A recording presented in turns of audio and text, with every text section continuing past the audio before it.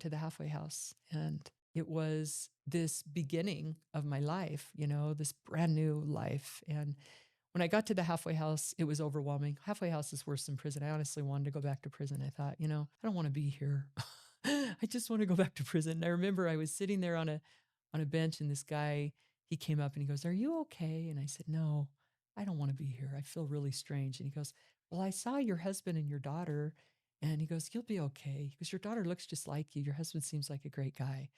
And I still just felt so awkward and weird. And he goes, "You know what surprised me the most about prison?" And I said, "What's that?" And he goes, "That mayonnaise made everything taste better." And that's when I just started laughing. And I was like, yeah, it so did. We all walked around with the bottle of mayonnaise to kind of spruce the food up. And that's when I knew I got to talk about it because it's different. Like I've experienced something that's changed me. And if I pretend like I haven't experienced it or I hide from it, it won't be okay.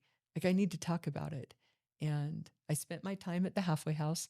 I got a job taking pictures. That's what my family does. And I remember walking into the schools, those little elementary schools, and thinking, this feels awfully a lot like prison to me.